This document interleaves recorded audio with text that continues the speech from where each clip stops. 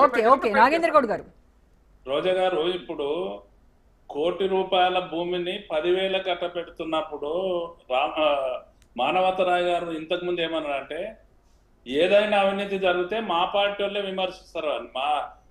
మానవతరాయ్ గారు మళ్ళా కంప్లైంట్ ఇయ్యండి అంటే కంప్లైంట్ ఇయ్యాలనే ఆలోచన వాళ్ళ పార్టీల వాళ్ళకి జాతీయ పార్టీ అండి, తెలియదు. కానీ బహునాయకత్వం ఉంటది, ఇప్పుడు అధిష్టానం ఉంటది. రామోహన్ గారు వీళ్ళకి ప్రాంతీయ పార్టీ కాదు, నాయకుడు చెప్పినట్టు విశ్లేషిస్తున్నప్పుడు వాళ్ళది కూడా జాతీయ పార్టీయే.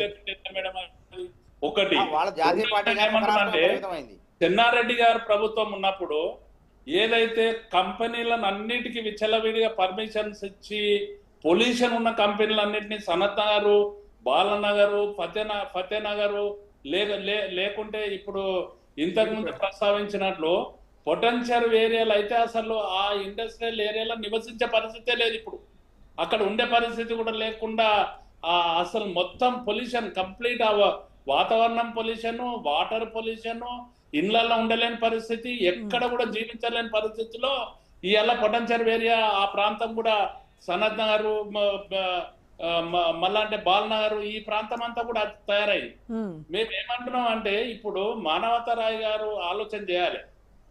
ఏదైతే ఇండస్ట్రియల్స్ ను మీరు తీతమంటారో పొల్యూషన్ ఉన్న కంపెనీస్ ను మార్చినప్పుడు కూడా ఈ మిగిలిన భూమిని ఏదైతే ₹1,00,00,000 ఉన్నదాన్ని తక్కువ రేటు కట్టబెడుతున్నారో దీంట్లో 100% వీళ్ళ స్వార్థం ఉన్నది అనేది మా ఆరోపణ. రైట్, దాన్ని కూడా స్వీకరించలేకపోతే ఏ విధంగా జరుగుతుందమ్మా ఇది? మాటికి ముందు వచ్చిన నాటి నుండి ఈ రోజు వరకు సాధింపు చర్యలు చేపడతా ఉన్నారు. మీరు ఇప్పుడే ఫిర్యాదులు రాసుకోండి. ఇప్పటికి కూడా కేసీఆర్ గారిని ఇప్పుడు అక్కడ విశ్లేషకులు మాట్లాడుతుంటే కేసీఆర్ గారిని గురించి ప్రస్తావించడము, కాంగ్రెస్ పార్టీ మేము